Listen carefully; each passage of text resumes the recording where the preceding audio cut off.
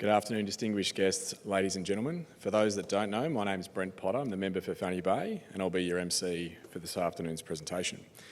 Before we commence, could I please ask you to turn your phones on silent? If you're like me and you don't trust your silent button, just turn the phone off. It's my pleasure to welcome you today to the 2023 budget presentation. But before we begin, I'd like to ask Liam Stanfield to the stage for the Welcome to Country. Liam.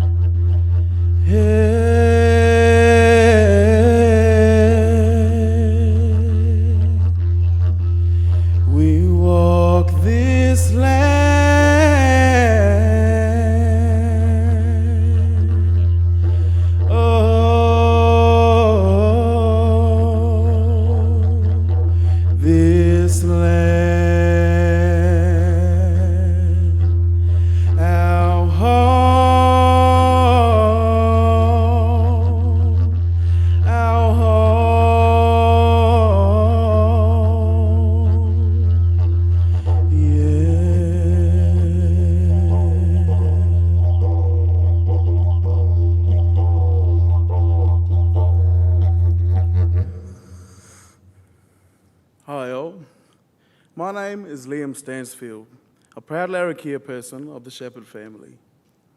My people, the Larrakia people, are the traditional custodians and owners of the Darwin region and surrounding areas. We comprise of both freshwater and saltwater people. I would like to acknowledge the traditional owners of the land and waterways around what has now been named Australia and pay respect to the ancestors, our elders who go before us, and those who stand with us today. Since the beginning of time, our ancestors, elders, communities, and families have educated our children about the depth, beauty, and strength of our culture, and continue to pass on this knowledge to each generation, carrying forward one of the oldest living cultures on this earth. As young people, it is now our responsibility to maintain our cultural integrity and family bloodlines. While there has been great change to this vast land over the generations, we know that in our hearts that the story of the First Nations people throughout Australia will always be written in the landscape. We as Indigenous people are born of the spirit of this country. It is where we are conceived from. It is our home. It is where we belong. We have sacred relationships with the birds and animals of the land, which connects us to both the physical world and spiritual world, which is strengthened by an obligation to care for each other and the natural environment. It is a birthright that has been handed down through bloodlines from generation to generation. Our relationship with the land is at the centre of our lives. Our country is our mother. In a sense, our country is us. So please, on behalf of my ancestors, I welcome you here today.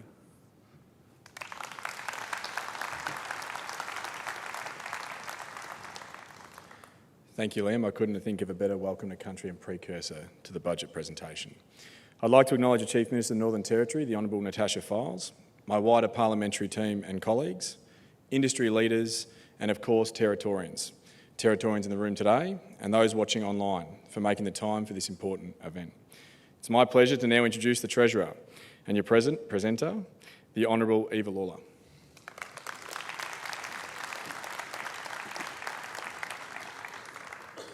Good afternoon, everyone, and welcome to the Territories Government's 2023 budget presentation, and thank you very much to Liam Stanfield for that beautiful welcome to country. I too would like to acknowledge the Larrakia people, past, present and emerging, on whose land we meet. Thank you also to Brent Potter, member for Fanny Bay, for emceeing today's event. I too acknowledge the Chief Minister, my parliamentary colleagues, and other dignitaries, and all of you who are here today. I was honoured to be asked by the Chief Minister when she formed her new cabinet team to be the Treasurer. Some of the public servants in the room would know that our government has had a 3-member budget review subcommittee since we came to government in 2016, and I had been a member of that budget review subcommittee since its inception, so I had seen the highs and lows of the Territory's economy, and the fiscal position over those 7 years. But I do joke and say the reason I was chosen by Natasha was because I'm the oldest member of Cabinet, and I can say no, no and no. And occasionally, or mostly, people listen to those no, no's and no's. But it truly is an honour and a privilege to be the Treasurer of the Northern Territory. I delivered my budget speech in the House today. This is a version of that budget speech, maybe a few less figures in it, but it is an absolute pleasure to be here to deliver the budget speech today. I'm not doing a Michael Gunner. I haven't got the headphone in and the microphone, and I'm not doing the walk on the stage. I'm going to read my speech, and I look forward, though, to the opportunity to talk to all of you when we adjourn out on the concourse after the speech. But enough about that, and let's move on to Budget 2023. Territorians have always been strong, pioneering, inventive people with many different ways of seeing and doing things, and our history is testament to that. In 2023, our economy offers plenty of opportunities for Territorians that will bring long-term value to our lives. It doesn't matter who you are or where you live, we want to make sure that everyone can be part of the journey. This budget is a fair budget. It's a rock-solid budget that looks after all Territorians. It continues to invest in health, in education, in families, in the bush and in our towns and cities. It prepares our kids for the jobs of the future. It provides for new and upgraded remote and urban housing. It invests in the safety and well-being of Territorians, and it seeks to hurry up and finalise projects that we know have already proven their worth. As it stands, there's a massive list of projects that are committed or underway right now. The Newmont mine expansion, the Darwin Shift Lift facility, the Charles Darwin University City Campus, the Northern Territory Art Gallery and State Square development, the next DC data centres, Lassiter Casino and Resort redevelopment, and the incredible Core Lithium story, just to name a few.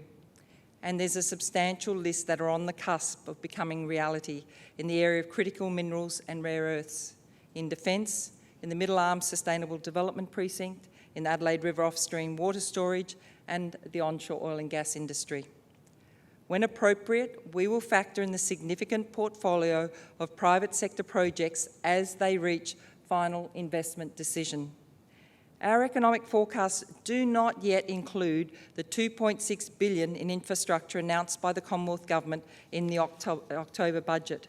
They do not include the onshore oil and gas industry with the final HFI report giving the green light to production. And they do not include the substantial defence investment announced in the Defence Strategic Review.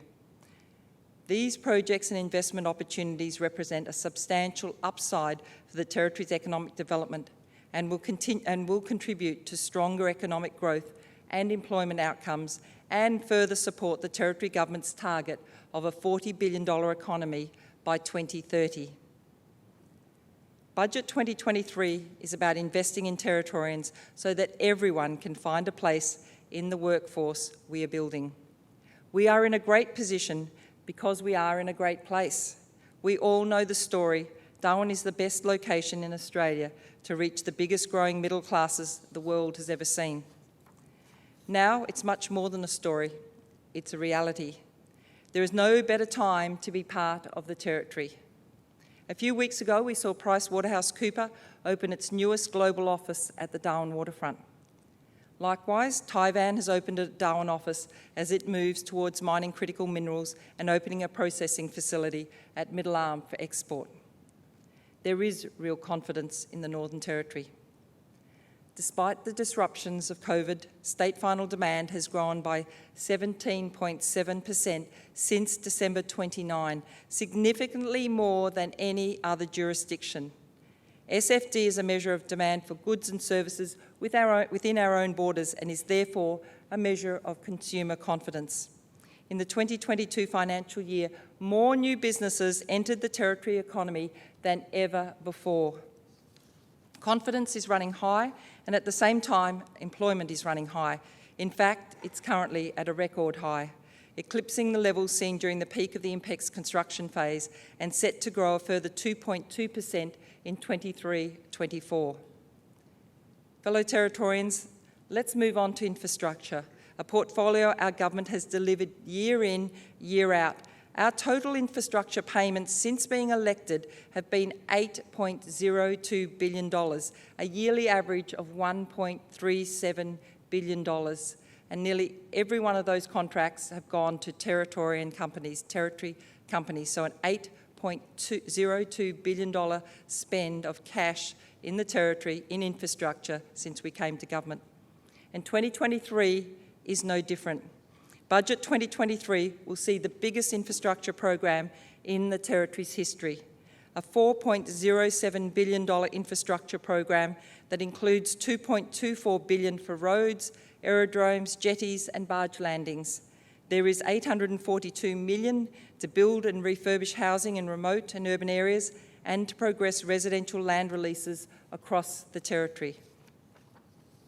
In partnership with the Commonwealth Government, we're seeing the Mereenie Loop, something the tourism industry in Central Australia have been lobbying very hard for, and we're progressively sealing the entire Santa Teresa Road in Central Australia. There are upgrades to the Port Keats Road to better service Wadeye and surrounding communities. Working with the Commonwealth Government, there's $350 million to continue the work to seal the Tanami Road and to upgrade the Central Arnhem Road. We will be the government that seals the Tanami Road from the Stewart Highway turnoff all the way to the WA border. We will continue the sealing of the Outback Way with $42 million committed in Budget 2023. Paru, Pelingimbi, Pikataramore roads on Melville Island are also being upgraded to support local connectivity and safety. We are continuing to improve access to remote areas, investing $20 million to upgrade the Phelps River crossing on the Numbulwar Road. Work is underway on roads to support industry in the Beetaloo and major upgrades on the Buntine Highway, again to benefit industry and locals too, by providing all-weather access and saving lives. We'll now hear from Michael Sitzler. Michael Sitzler and Steve Margetic are the owners of long-established territory company Sitzler. They're building the Berrima Road Tiger Brennan overpass, which is currently under construction, and Budget 2023 sees a continued commitment of $108 million to this project.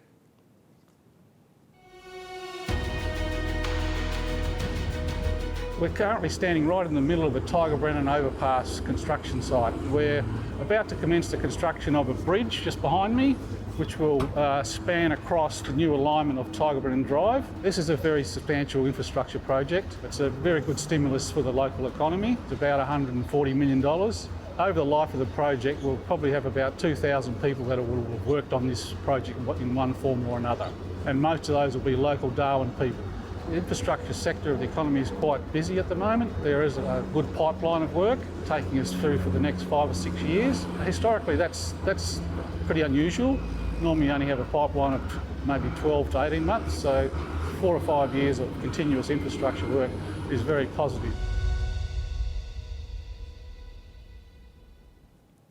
Sitzler are a great Territory-owned company that are also delivering the Northern Territory Art Gallery at State Square and the mental health facility at RDH. So thank you very much, Michael, for doing that. But we all understand we must no longer rely on 1 or 2 big projects. We can no longer be caught between the boom and bust cycles.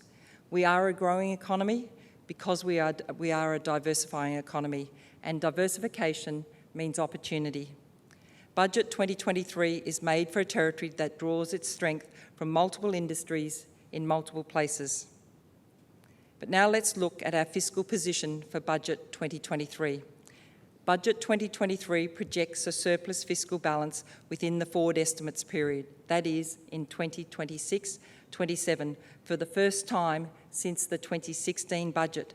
Achieving this will also meet government's objective of returning the budget to balance 2 years ahead of the Fiscal Strategy Panel's 2028-29 target.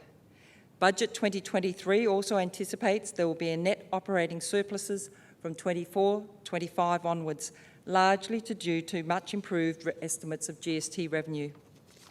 We are seeing upward revisions to GST revenue of $923 million over the budget cycle to 2025-26.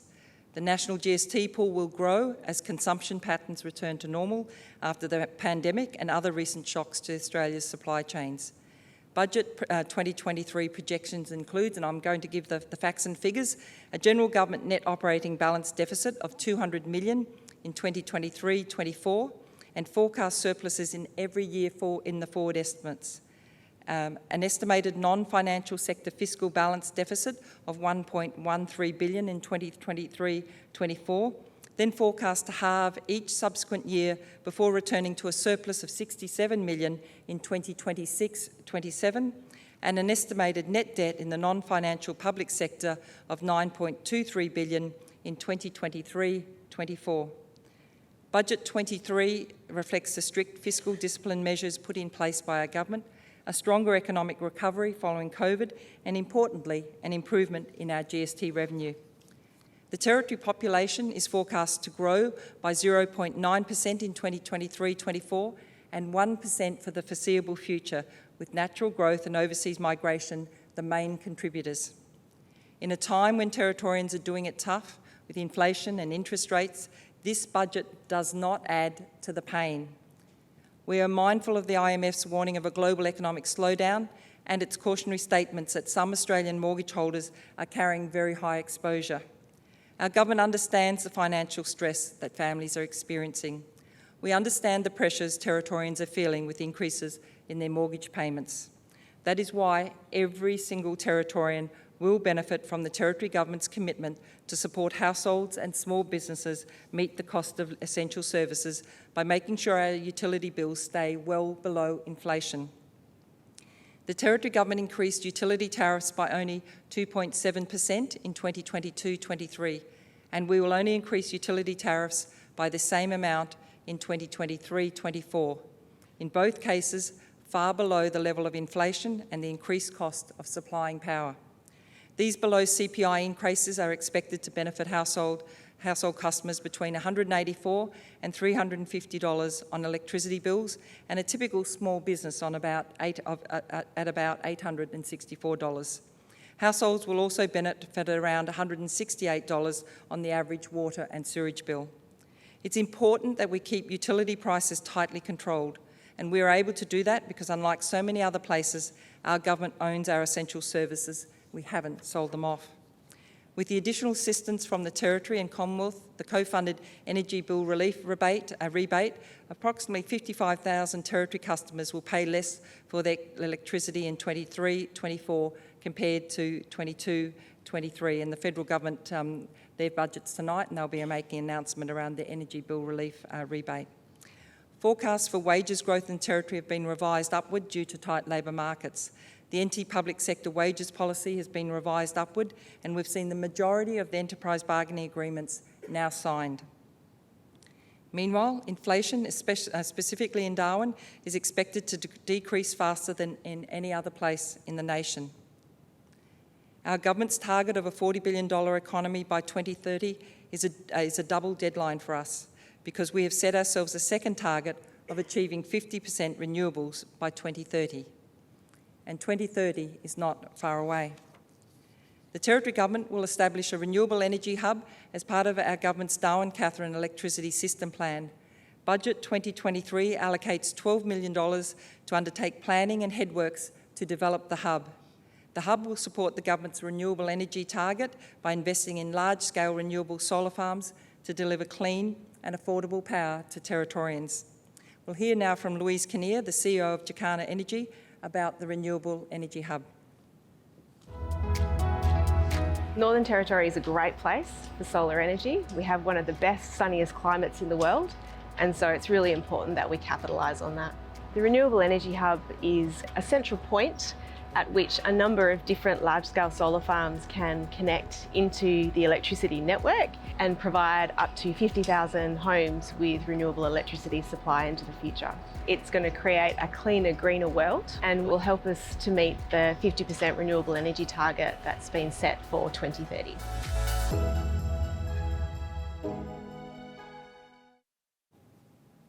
Thank you, Louise. Thank you, Louisa. An exciting project, and that will be in that Waddell area.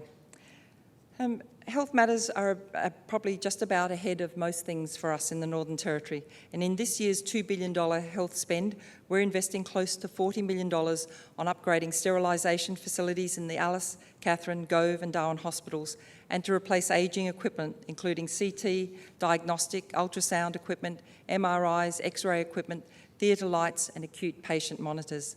There's $20 million to construct a new health centre at Gunbalanya and $48.7 million for upgrades at Royal Darwin Hospital. And that includes a new 32-bed modular multi-purpose ward which will allow for the rapid deployment of additional beds during surges while increasing overall capacity. RDH will also receive a new forensic mortuary, pathology and bereavement facility, providing a modern, fit-for-purpose centre that will allow autopsies and pathology work to be completed to a contemporary standard of practice. A great set of initiatives for all Territorians. Our government stands committed, firmly committed to our efforts to reduce the levels of domestic, family and sexual violence. The budget delivers $20 million across the next 2 years with a focus on housing initiatives, perpetrator programs, responding to the needs of children and young people who experience domestic, family and sexual violence, providing counselling and healing for women, prosecution and witness support. We must tackle this behaviour from every angle, and there are few greater imperatives than breaking the cycle of reoffending. We've invested almost $39 million over 3 years on Aboriginal Justice Agreement initiatives, including alternatives to custody facilities in Alice Springs and Groote Eylandt, community courts, law and justice groups, and reforms informed by Aboriginal cultural knowledge. We cannot afford to ignore the wisdom and knowledge of those in the bush, on the ground. That's why this is a historic investment to reduce prisoner numbers while easing demands on our courts. We do want to rehabilitate defenders and get them into jobs, training and education, and not back into prison. We know that local empowerment through local decision-making works. Youth crime on Groote Eylandt has fallen by 95% in 3 years as new justice programs led by the community have been implemented. This is such important work. Another important area that our government values and has invested more in every year since we've been in government is education. Our government continues to invest record amounts in education with a $1.36 billion in the 23-24 budget. That includes $12.5 million for continued support of our wonderful Families as First Teachers program and sites across the Territory, because we know that children who engage in quality early childhood education are better prepared for school and enjoy better educational outcomes. We'll see work start on the new Parap preschool facility, upgrades at Yuendamu School and in Homeland Learning Centres. And we're providing $9.7 million to construct a new science, technology, engineering, arts and mathematics centre at Katherine High School, the 5th STEAM centre we've delivered since 2016. Let's hear from Nick Lovering, our outstanding principal from Katherine High School. I'm Nick Lovering, I'm the principal at Katherine High School. We're standing here in our science labs and they're in need of an upgrade. STEAM's really important to us, with Katherine being a regional hub, especially for industry, and making sure that we're preparing our young people to be ready for a range of industries and careers that we want our young people to pursue, and we need great facilities to be able to teach great subjects. So our science block here that we're standing in will be refurbished. We will have new art studios installed and new music facilities as well. It's really important for the people of Katherine that they can have a world-class facility here at Katherine High School. As the only regional government high school in the town, we want people to have confidence that they can send their young people here and that they're going to get world-class facilities and excellent teaching, and that Katherine High School is a really viable option for families living in the region. Thank you, Nick. And that's how we support young people in the region who dream of being part of the projects and jobs of the future. And we're also supporting those who are pointing us in the direction of projects that can happen right now. We're funding $6 million over 4 years to advance the Mineral Development Task Force recommendations to make the Territory a surefire destination for mining investment and to improve the Territory's royalty share. We are sending the message to the world that we are the destination for low emissions technology, from solar and hydrogen to critical minerals and rare earths. The final report of the Mineral Development Task Force urges us to move away from thinking of mining as being just a primary industry. That means we need to do more than dig up and export our minerals. To sum it up, we must establish more mines more quickly, and we must value add with downstream projects. The Commonwealth Government has already committed $1.5 billion to support the Middle Arm Sustainable Development Precinct. That is where we will start making things. That's where the value add happens. Our highly prospective onshore gas resources will support our energy security during the transition to renewables, and it will improve living standards for all Territorians. We have now completed the work to action the 135 recommendations of the 2018 scientific inquiry into hydraulic fracturing, and we will provide $2 million each year to ensure the important regulation of the industry. There's also $1.9 million each year to enhance the environmental regulators' capacity to undertake assessment, compliance and enforcement activities.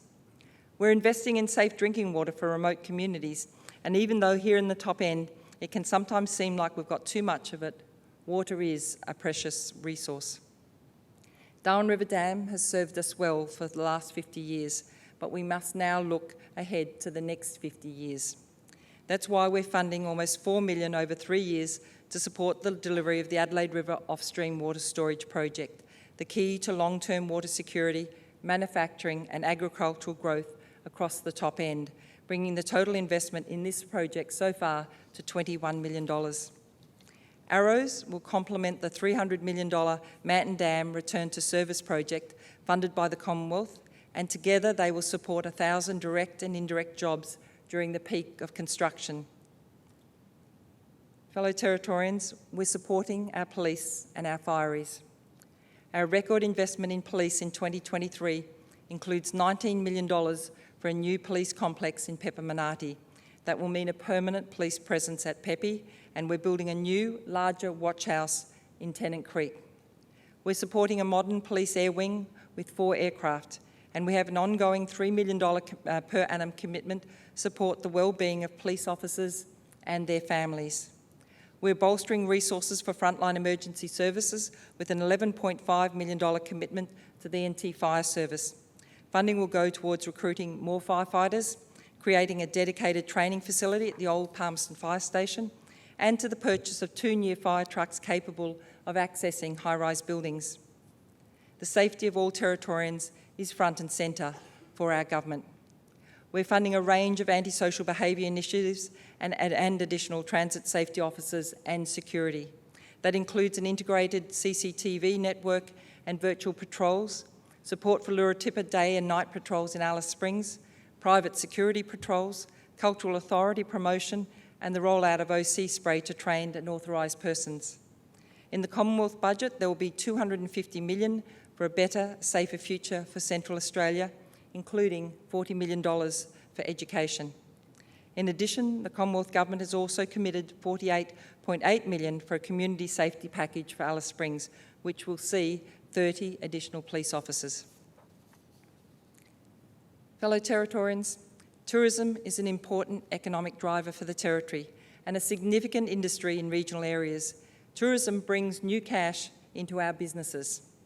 We're improving the visitor experience with a re-energised tourism strategy, allocating $35.5 million over 2 years to continue to boost tourism marketing and industry development, including $12.8 million for targeted tourism, business events and international education marketing activities. We also understand that we need to provide visitors with more First Nation tourism experiences. That's why we've set aside $2 million to encourage Aboriginal people to enter the tourism workforce and to develop businesses.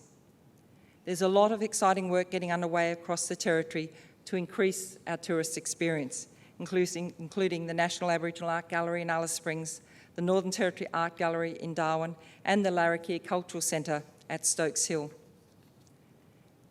And Territorians, when the old must make way for the new, there's a Territory company that's doing some great work, and that's Entex, which is at the heart of our circular economy. Entex Civil Construction and Demolition is a Territory company established in 2010, which is doing a lot of work in the recycling of construction and demolition waste, including the work that they did at John Stokes Square and at Richardson Park. Let's hear from Elaine Breen. So a circular economy is a closed-loop system economy where you're looking at taking waste materials and turning them into resources. So what you see behind us here is actually a circular economy in action. We've taken waste concrete and we process it through a really unique crushing technology to extract metals out of it and any other plastics or wood, and we turn it into aggregate product that can be used back in things like road bases, drainage works and other civil construction projects. And to date, we average around 93% resource recovery on all our demolition projects. So instead of 100% of that waste going to landfill, we've only got 7% of that waste that goes to landfill. The rest all has another purpose and a new life. And I think for the Northern Territory, there's actually a really great opportunity to create new industries out of waste.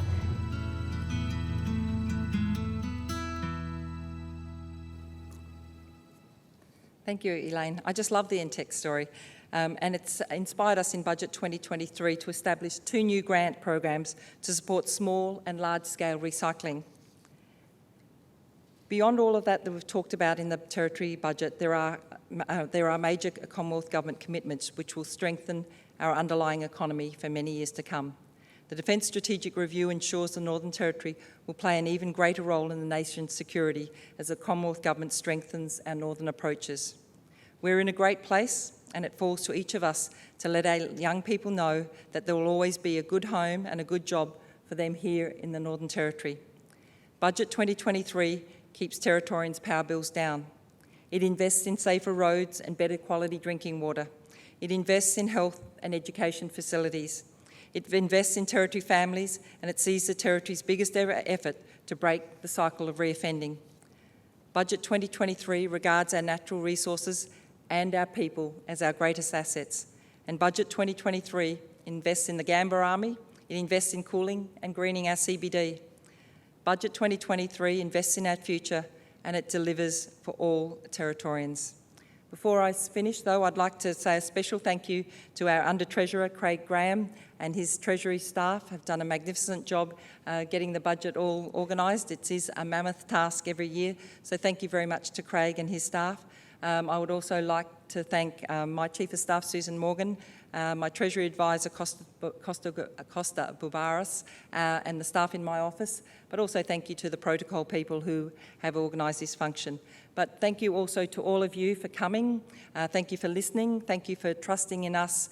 I look forward to an exciting year, an exciting financial year ahead. Thank you very much, everyone.